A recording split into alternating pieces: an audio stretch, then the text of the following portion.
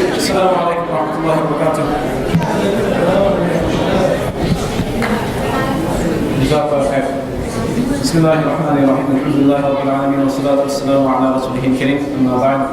Inshallah, before we begin, we would request everyone to silence their phones so that, inshallah, there is no interference or any disturbance to anyone who may be attempting to pay attention. Secondly, I know it's kind of late, and on top of that, you guys were just fed very good meals. Jazakallah khair to the families who brought the meals. It was great, it was delicious. But let's just try to stay awake for a couple of, let's say half an hour, inshallah, 40 minutes, right? And we will benefit tremendously, inshallah. And we'll finish this very quickly.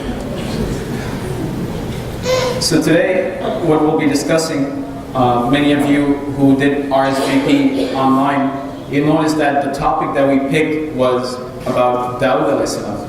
Now a lot of people are confused. It says Dawood, the exemplary entrepreneur, right? Which doesn't really make sense, doesn't really correlate, because Dawood alayhi salam was a prophet, and how can he be a businessman or an entrepreneur at the same time, right?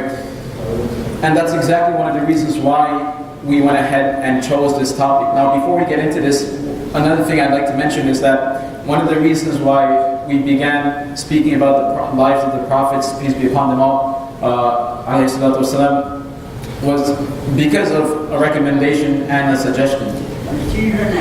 Yeah. So my request to everyone is that whatever it is that you guys want to listen, hear about, or learn about, please feel free to send us an email, contact me directly, or contact whoever else. Sister Zaida, you can contact her, and let us know what you guys want to hear, right? And inshallah, I'll try to the best of my abilities to present that, and if I can't, then we'll get someone else to present what you're interested in, right? As long as it's not something like, I want to hear about mermaids, right? Then I can't teach you about mermaids, right? The reason why I mentioned mermaids is because there's actually never mind. Right? But anyways, there's actually an Islamic book called Hayatul Haywan, which mentions like the lives of animals, right? And in that book it mentions that mermaids exist, right? So, and I had this one classmate who was like obsessed with mermaids. Unfortunately, he never found one. But anyways, right, going back to this, we started speaking about the lives of the prophets, peace be upon him, because a few children had requested that. And in reality, this is not only on request of the children, but this is something that all of us need to hear from time to time. And with today's series, what I'd like to really focus on is deconstructing and demystifying some of the misconceptions that many of us hold as far as our prophets are concerned, and some of the misconceptions we hold as far as what Islam teaches us is concerned.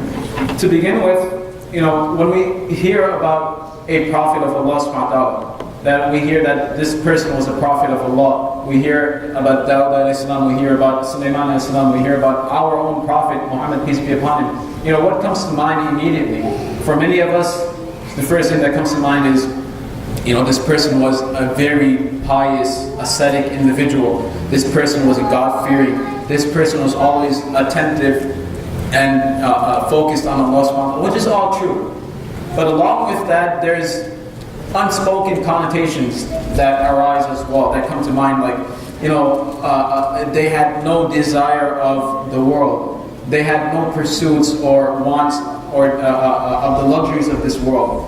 And in fact, sometimes we equate, or we tend to believe that in order for someone to be a righteous believer, and in order for someone to achieve the highest ranks of piety and devotion, they need to somewhat divorce themselves from all worldly pleasure. They need to divorce themselves from the luxuries of this world.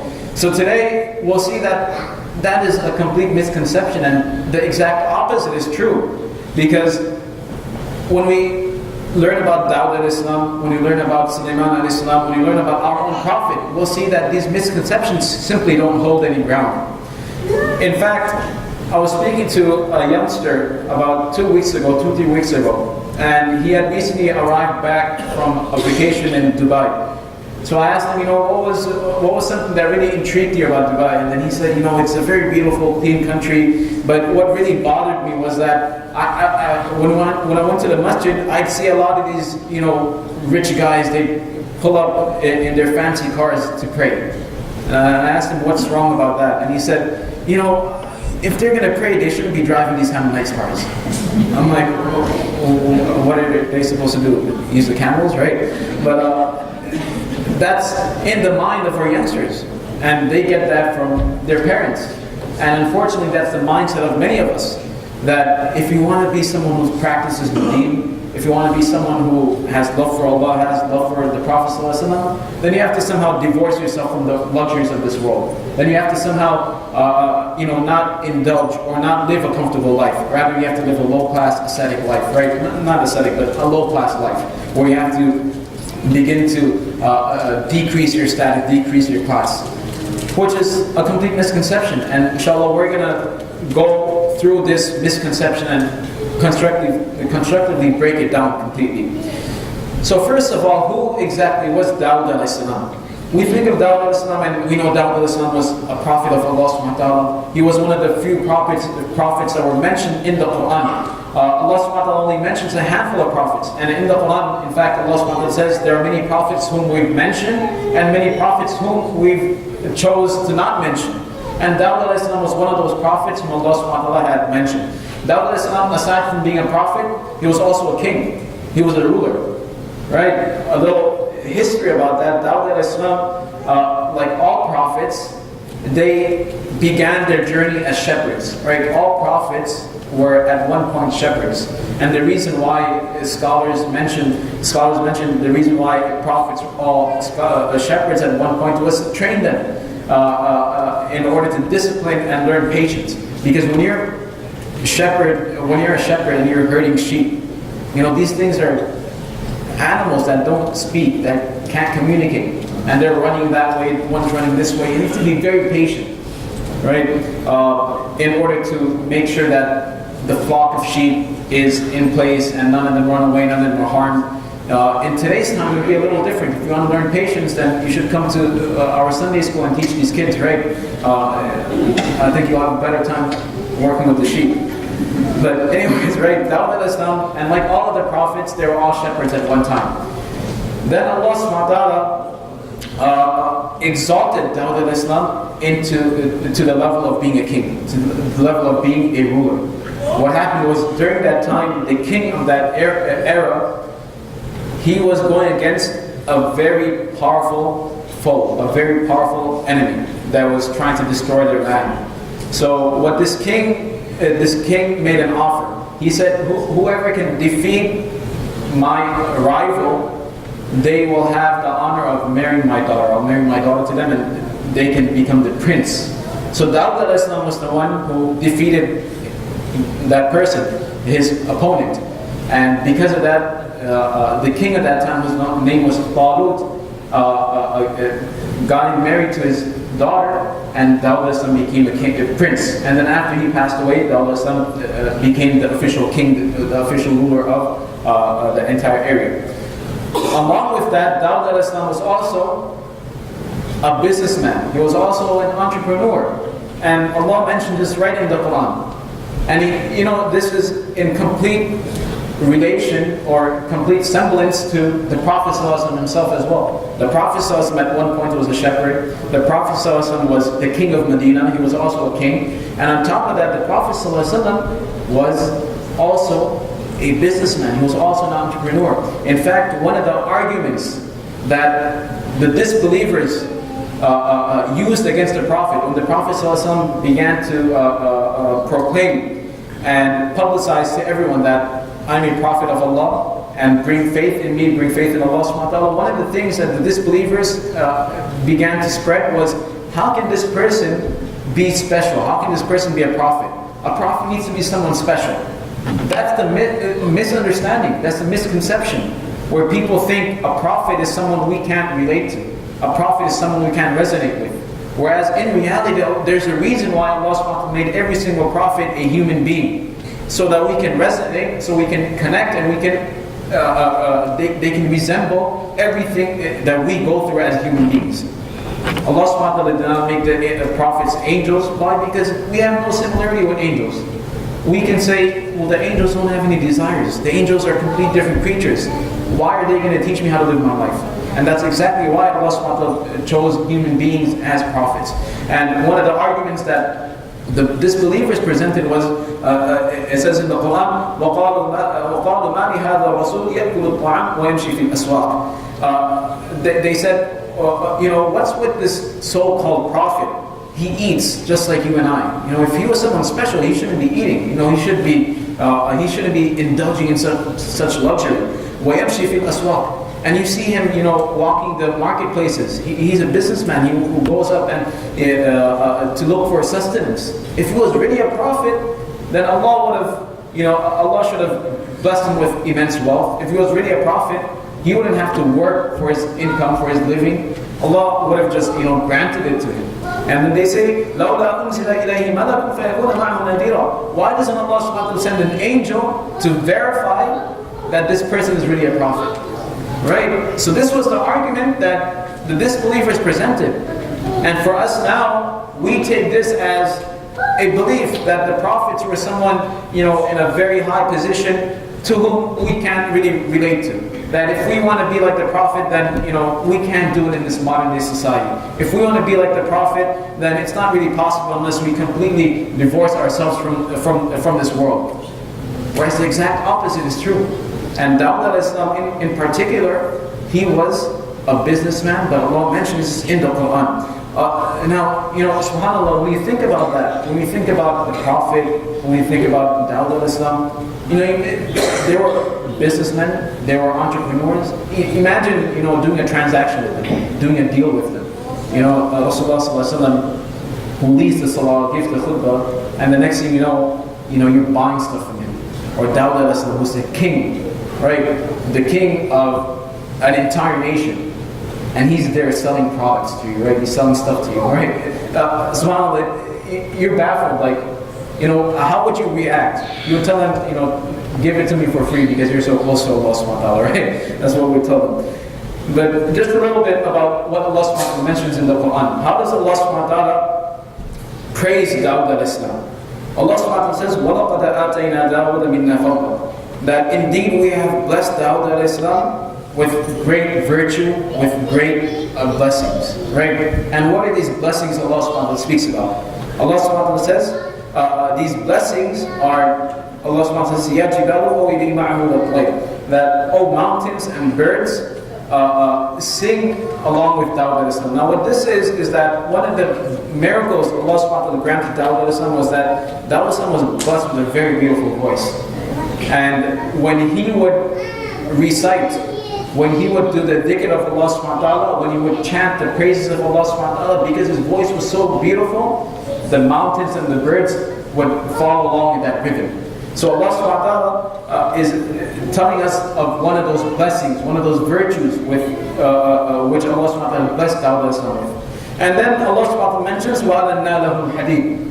That another virtue of Dawood al-Islam is that we made iron very soft for him. Right? The scholars, they mentioned that, if you take iron, when you go outside, there's like these iron rods, try picking them up and try bending them, right? You'll have a hard time.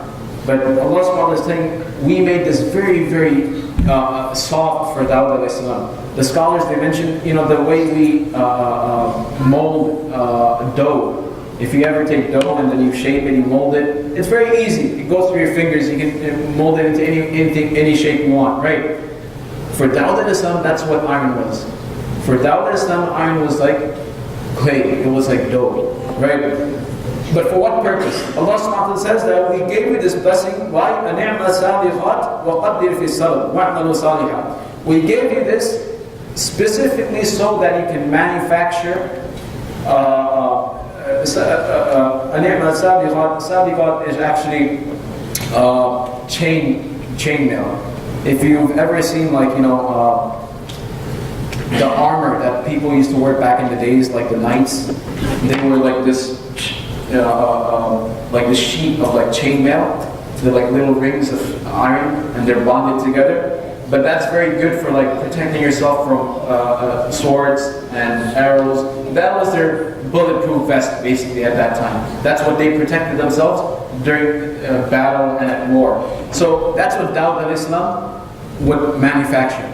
Allah subhanahu wa ta'ala blessed him with that gift of being able to mold iron so that Dawood al-Islam would be able to manufacture these items, these products with his own hand, and then he would sell them. Right? Allah subhanahu wa ta'ala blessed Dawood al-Islam with the position of being a king. Allah subhanahu wa ta'ala exalted him being a prophet.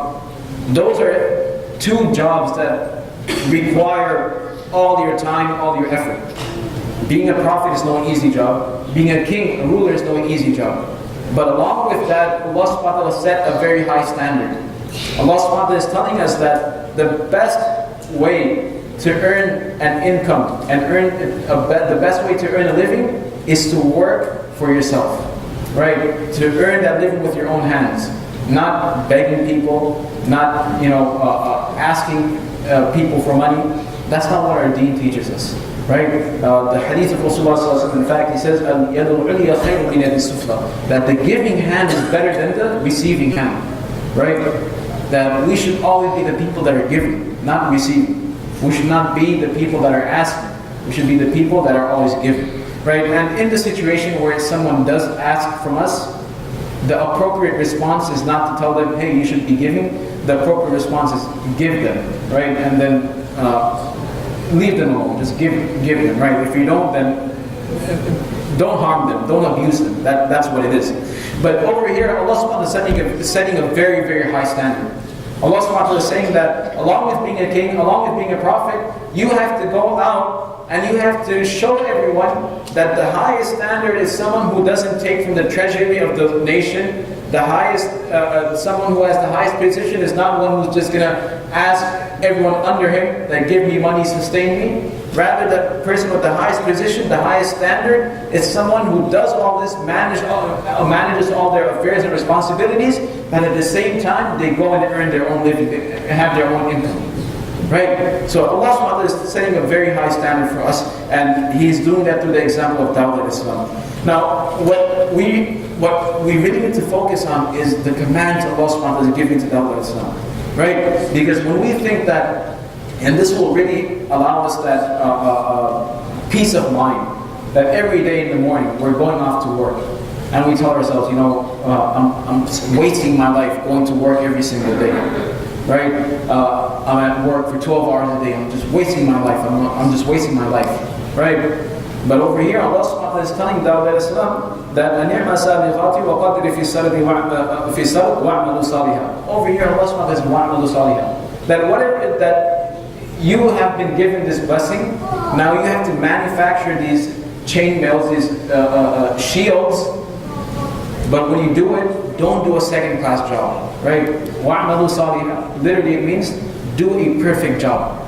Allah subhanahu wa ta'ala is teaching us over here that when we do something, do it properly. Strive for excellence.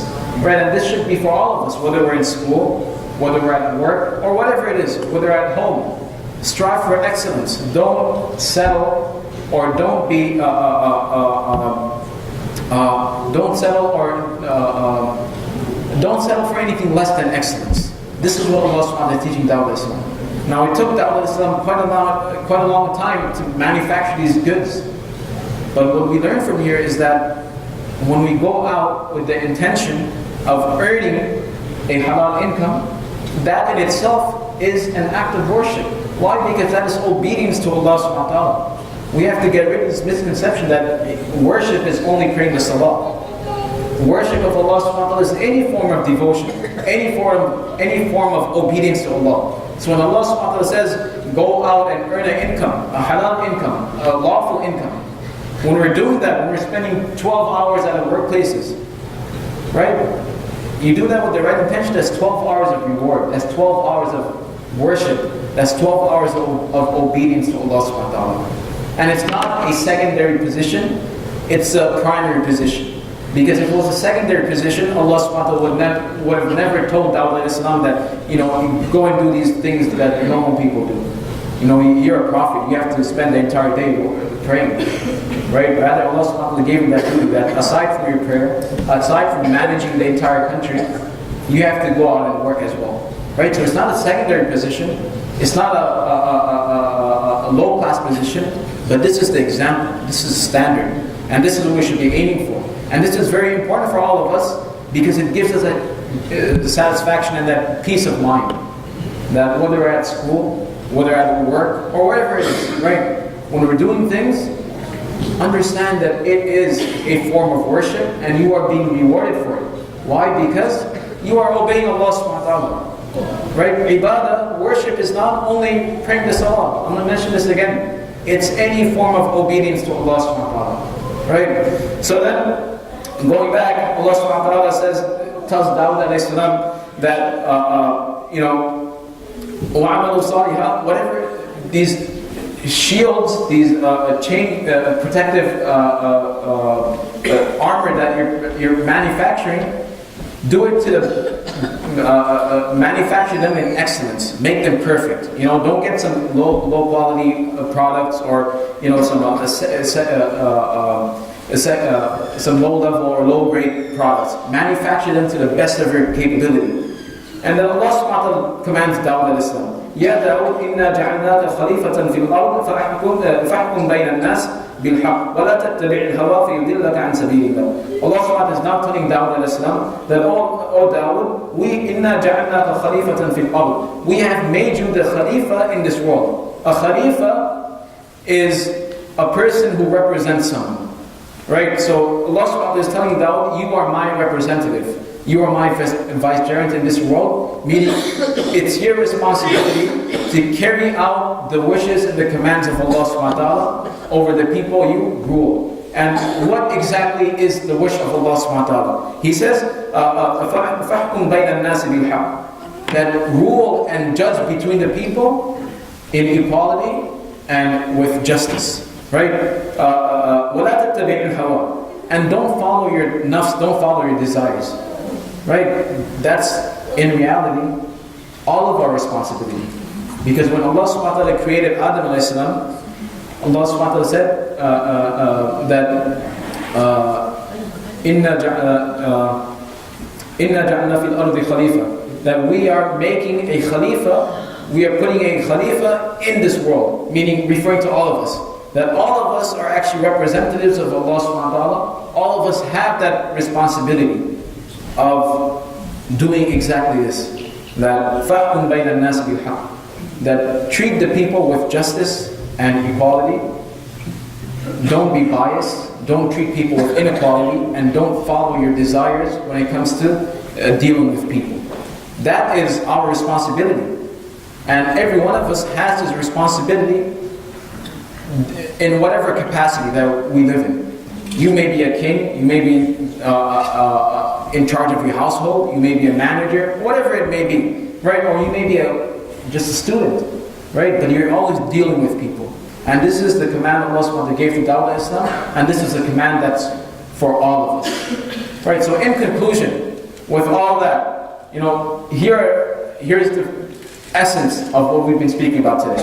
The main thing is that the prophets are much more relatable than we'd actually like to believe or we actually know. That every single prophet, Allah subhanahu wa ta'ala, we have to understand that there's a reason why Allah subhanahu wa ta'ala mentioned the stories of the prophets in the Quran. There's a reason why Allah subhanahu wa ta'ala mentioned specific details about the prophets. There's a reason why Allah subhanahu wa ta'ala chose the prophets to be human beings. Because they go through the struggles that we go through, and we're able to relate to them. We have to get rid of this mindset that there's someone way beyond us, that we're unable to reach their heights, we're unable to reach their level. That's not true at all. Every single one of us sitting here today, according to our own capacity, at whatever level we operate, we're able to follow in the footsteps and guidance of the Prophet, in the guidance and the footsteps of all the prophets, of the Quran and of Islam. And we can do that while enjoying our lives, and we can do that while enjoying and living a comfortable life. And living a comfortable life doesn't mean that now you're a bad Muslim. We see that Dawood alayhi salam, what do you think he did? He was a king, subhanAllah. The Prophet ﷺ, He was a person who was given the option of being the richest ever. Yet Rasulullah ﷺ, out of his humility and out of his love for Allah subhanahu wa ta'ala, and also because he was the type of person that was so focused on Allah subhanahu wa ta'ala, none of this really mattered to him. He decided that he didn't want any of this luxury, right? But that's a level which is optional. But for the most part, for all of us, living a comfortable life and balancing Islam is nothing unusual. That should be our goal, right? And you know, one of the examples the scholars give is that the way we should live our lives in this world is like how a boat or how a ship sails in the ocean. That the water is like all the systems that are put into this world. You need to work in order to get money. You need money in order to live. Right? These are all the systems that Allah subhanahu wa ta'ala has put into this world. Right? You can't just make dua and then everything's going to come before you. There are systems Allah subhanahu wa ta'ala put in this world. And likewise, the example is that the water that the ship is sailing on, those are all the systems. Right? So use all those systems to your advantage. You live a comfortable life. But as soon as the water enters into that ship is going to sink. Right? Likewise, if you use everything, you live a great life, but as soon as you let the love of all these material things enter your heart, that's when your heart's going to sink as well. Right? And that's an example that the scholars give us. But aside from that, you know, it's just by doing the basic fundamentals of our deen. Our deen is designed that way. Everything is built in. Salah is there for a purpose. Salah is there to remind us about Allah subhanahu wa ta'ala. Because if we're constantly focused on the world, we're going to forget Allah. So every now and then Allah subhanahu wa ta'ala says, stop what you're doing, now pray your salah. Remember Allah subhanahu wa ta'ala. That's how Allah subhanahu wa ta'ala is creating that balance. Allah subhanahu wa ta'ala telling us, pray 24/7. Allah subhanahu wa ta'ala telling us, you know, pray your salah 24/7. He's saying pray at intervals. Right? Do what you need to. Take a break to remember Allah subhanahu wa ta'ala, then go back to what you're doing. That's the balance Allah subhanahu wa ta'ala is giving us, or that we're supposed to try to achieve. And then zakat, right? We were just talking about this during Jummah. That zakat is built in our system. It's a system that's built into our deen to relieve ourselves from greed. That when you give the zakat, you're actually purifying your heart from greed. So these things are built in. It shouldn't be, no one should be under this misconception, or no one should be lost as to how do I achieve that balanced state of life? How do I balance Islam in my life? It's very simple. Just pray your salah, give the zakah, fast during the month of Ramadan, you know, strive to go for Hajj. That's it. Everything's built into our deen. We don't have to go and make up a new way. Allah's already given it to us. And just by following the basics, praying your salah 5 times a day, when Ramadan comes, you fast, you make the intention to go for Hajj, you give the zakah once a year, and everything will fall into place, right? But if you don't do it properly, it's not going to work. You have to do it properly. You have to pray your salah correctly. You have to work towards achieving the ideal state of salah. So with all that, you know, in conclusion, the entire purpose of today was to demonstrate that a prophet of Allah subhanahu wa ta'ala was doing everything that we're doing. Every single day, all of us go off to work. That's what Dawood was doing. That's what the Prophet did. So it shouldn't be that, you know, when we think about the prophets, you know, there's someone completely different from us. We have nothing to relate to. There's a lot of things that we can relate to. We can relate every single aspect of our lives to their lives. And that's why they're human beings, because they go through the same struggles, they went through the same hardships that we go through. And through their example, through their guidance, and through them being our role models, inshallah, we'll be able to achieve that balance that every one of us is looking for, which is balancing our deen and our life in this world, which will, inshallah, grant us a better life in the hereafter. So with that, inshallah, we conclude. Jazakallah khair. And again, you know, if there's any topics that you want to hear, please feel free to suggest, you know, email. You can speak to me directly. You can speak to Suzaida, whatever it is, right? Inshallah, don't hesitate. But yeah, we'll conclude now. If anyone has any questions, then inshallah you can ask.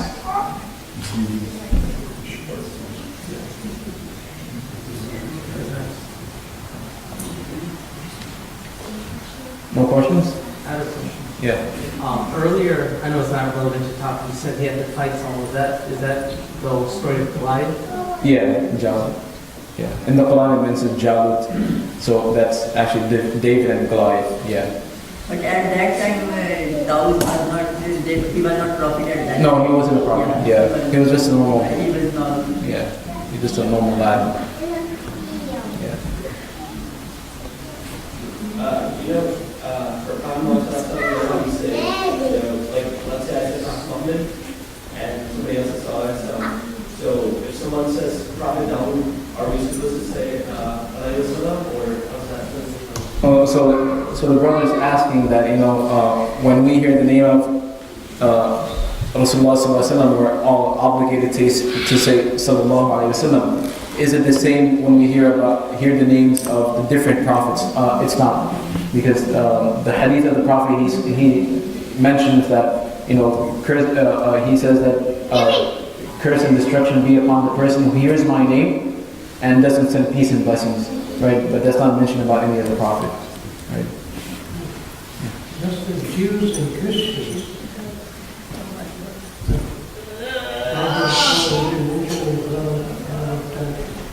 Do they have the same kind of a concept? Concept of what? Are they can more the iron? Again, the power to bring the change. Do they have the same kind of a conception? The Jews and Christians? So the brother is asking that in the Bible and in the Jewish and the Christian tradition, do they hold the same belief of Dawood alayhi salam, that he was able to mold iron? That I don't know. I really don't know. I'll have to ask and find out. But that's an interesting question. And also, like a person, all the trees and the mountains, they sing along with hymns because of him. Yeah, all that I'm not too sure if they believe in the same thing. I'm not sure. Any questions from the sister side? No? MashaAllah, that's great. That's great. Very good. Yeah, so inshallah. Yeah, Sulaiman alayhi salam is the son of Dawood alayhi salam. Right? So again, inshallah, if you have anything in mind that you want me to speak about, please let me know as soon as possible so I can start preparing. Otherwise, if you let me know like a week before, then it's going to be very difficult for me to prepare, right? So inshallah, let me know if you have any suggestions. And with that, we conclude. Jazakallah khair for everyone. Jazakallah khair to everyone for coming and taking their time out. Inshallah, in the next upcoming family night, hopefully we see more people. Jazakallah khair. Assalamu alaikum.